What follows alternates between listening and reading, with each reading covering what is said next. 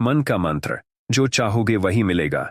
नमस्कार दोस्तों, आज फिर मैं आपके लिए ज्ञान से भरी एक कहानी लेकर आया हूं। गौतम बुद्ध उस लड़के को यह सीख देना चाहते थे कि जो इंसान अपने मन में खुद के बारे में विचार करता है, वह व्यक्ति उसी के समान बनता जाता है। किसी इंसान को अगर दुनिया की किसी भी चीज से सच्चे मन से लगाव हो, तो वह इंसान उस चीज को प्राप्त कर ही लेता है। वही जो इंसान अपनी मनचाही चीज को प्राप्त करने में असफल है, उस इंसान ने अपने मन में सच्चे भाव से उस चीज को चाहा ही नहीं होता। अपने मन में जिस चीज का विचार करोगे, वही चीज तुम्हें मिलना शुरू होगी। अगर पैसे के बारे में विचार करते हो, तो आपके पास पैसा आना शुरू होगा। अगर आप अपने प्यार के बारे में विचार करोगे, तो आपको आपका प्यार जल्द ही मिलेगा। गौतम बुद्ध के अनुसार हम वही बनते हैं जो हम सोचते हैं। जिस तरह कोई व्यक्ति बुरी सोच के साथ बोलता या काम करता है, तो उसे कष्ट ही मिलता है। वही यदि कोई व्यक्ति शुद्ध विचारों के साथ बोलता या काम करता है, तो उसकी परछाई की तरह खुशी उसका साथ कभी नहीं छोड़ती है। वही गौतम बुद्ध की यह कहानी जो आज हम आपको बताने जा रहे हैं, इसे सुनने के बाद आप जीवन की सभी समस्याओं को चुटकियों में हल करने में सक्षम रहेंगे। दोस्तों, एक बार की बात है, महात्मा बुद्ध प्रवचन दे रहे थे। प्रवचन में आसपास के बहुत से लोग शामिल थे। सभी लोग ध्यान से बुद्ध को सुन रहे थे। कुछ देर में प्रवचन समाप्त हो गया। तब लोगों ने बुद्ध को प्रणाम किया और अपने अपने घर को चल पड़े। पर एक युवक वहां पर ही बैठा रह गया।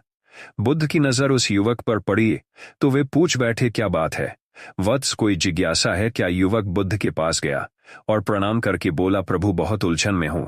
जितना इस बारे में सोचता हूं, उतना ही उलझता हूं। कैसी उलझन है वत्स? बुद्ध ने प्रश्न किया। युवक हाथ जोड़कर बोला, प्रभु, यह संसार कितना विशाल है। संसार में लाखों करोड़ों लोग निवास करते हैं।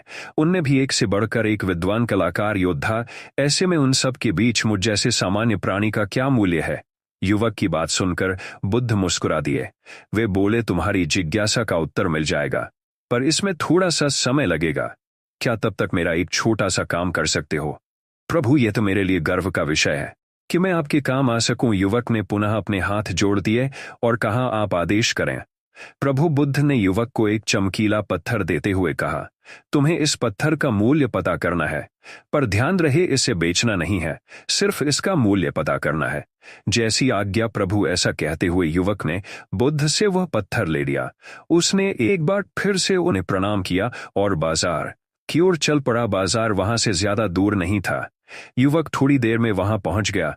वह सुबह का समय था, इसलिए बाजार अभी ठीक से लगा नहीं था। वहां पर इक्का दुक्का दुकानदार ही थे।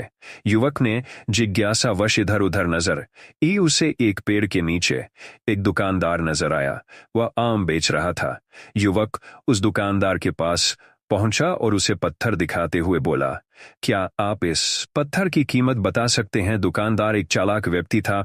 पत्थर की चमक देखकर वह समझ गया कि अवश्य ही यह कोई कीमती पत्थर है। वह बनावटी आवाज में बोला, देखने में तो कुछ खास नहीं लगता, पर मैं इसके बदले 10 आम दे सकता हूं। दुकानदार की बात सुनकर युवक को हल्का सा क्रोध आ गया। वह मन ही मन बुदायर समझता है, इतना सुंदर पत्थर और इसका मूल्य सिर्फ 10 आम, अवश्य ही यह झूठ बोल रहा है। युवक को चुप देखकर दुकानदार बोल उठा, क्या कहते हो, निकालो आम। पर युवक ने दुकानदार को कोई जवाब नहीं दिया। वह चुपचाप आगे बढ़ गया। सामने एक सब्जी वाला अपनी दुकान सजा रहा था। युवक उसके पास पहुंचा और उसे पत्थर दिखाते हुए उसका मूल्य पूछा। उस पत्थर को देखकर सब्जी वाले की आंखें खुशी से चमक उठी। वह मन ही मन सोचने लगा, यह पत्थर तो बहुत कीमती जान पड़ता है।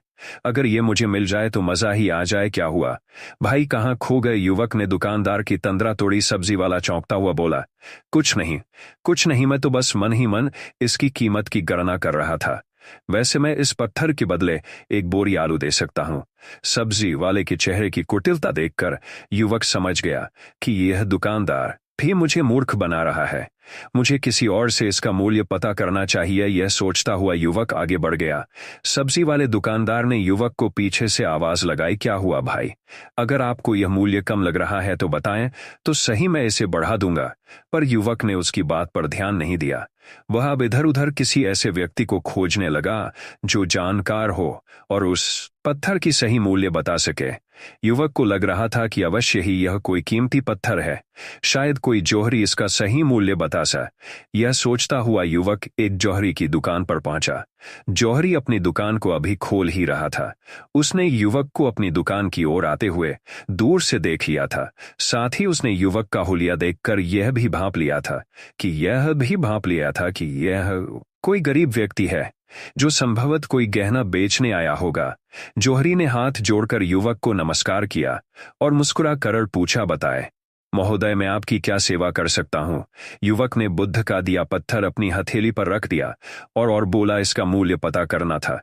पत्थर को देखते ही जौहरी उसे पहचान गया कि यह बेशकीमती रूबी पत्थर है जो किस्मत वाले को मिलता है। वह बोला, पत्थर मुझे दे दो और मुझसे 1,00,000 रुपए ले लो। कहते हुए जौहरी ने पत्थर लेने के लिए अपना दाहिना हाथ बढ़ाया, पर तब तक युवक ने पत्थर को अपनी मुट्ठी में बंद कर लिया था।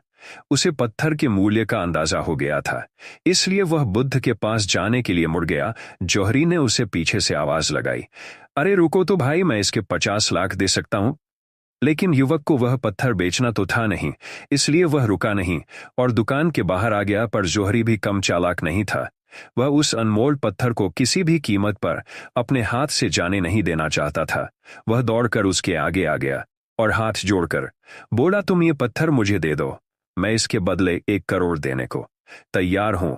युवक को जौहरी की बातों में अब कोई रुचि नहीं रह गई थी। वह जल्द से जल्द बुद्ध के पास पहुंच जाना चाहता था, इसलिए ना तो वह रुका और न ही उसने जौहरी की बात का कोई जवाब दिया।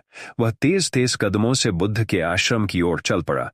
जौहरी ने पीछे से आवाज लगाई, यह अत्यंत मूल्यवान पत्थर है, अनमोल है, तुम जितने पैसे कहोगे मैं दे दूंगा। यह सुनकर वह युवक परेशान हो गया। उसे लगा कि कहीं पत्थर के लालच में जौहरी उसे पकड़कर जबरदस्ती न करने लगे, इसलिए वह तेजी से आश्रम की ओर दौड़ पड़ा। युवक जब बुद्ध के पास पहुंचा तो वह बुरी तरह से हाफ रहा था। उसे देखकर बुद्ध मुस्कुरा दिए, फिर भी उन्होंने अपने चेहरे से कुछ भी जाहिर नहीं होने दिया। वे बोले, क्या बात है वत्स, तुम कुछ डरे हुए से लग रहे हो। युवक ने बुद्ध को प्रणाम किया और सारी बात कह सुनाई। साथ ही उसने वह पत्थर भी उन्हें वापस कर दिया। बुद्ध बोले, आम वाले ने इसका मूल्य 10 आम बताया, आलू वाले ने 1 बोरी आलू और जहरी ने बताया कि यह अनमोल है। इस पत्थर के गुण जिसने जितने समझे उसने इसका मूल्य उसी हिसाब से लगाया। ऐसे ही यह जीवन है। प्रत्येक व्यक्ति खान से निकले हुए एक हीरे के समान है, जिसे जैसे समय की धार व्यक्ति को तराश की जाती है, व्यक्ति की कीमत बढ़ती जाती है। यह दुनिया व्यक्ति को जितना पहचान पाती है उसे उतनी ही महत्ता देती है।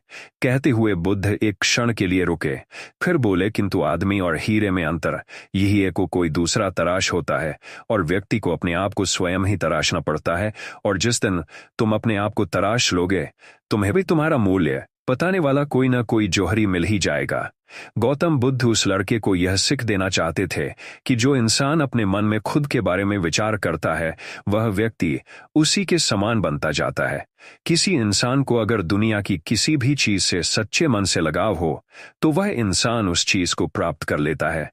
वही जो इंसान अपनी मनचाही चीज को प्राप्त करने में असमर्थ है, उस इंसान ने अपने मन में सच्चे भाव से उस चीज को चाहा नहीं होता है। वही दोस्तों, गौतम बुद्ध की इस प्रेरणादायक कहानी को आप अपने मित्रों के साथ शेयर जरूर कीजिए ताकि उन्हें भी गौतम बुद्ध के असल ज्ञान के बारे में पता चल सके। और कमेंट बॉक्स में नमो बुद्धाय लिखना ना भूले। नमो बुद्धाय। दोस्तों, गौतम बुद्ध की इस प्रेरणादायक कहानी को अपने मित्रों के साथ जरूर शेयर करें ताकि उन्हें भी बुद्ध के अमूल्य ज्ञान का एहसास हो सके। और हाँ, कमेंट बॉक्स में नमो बुद्धाय लिखना न भूलें। नमो बुद्धाय।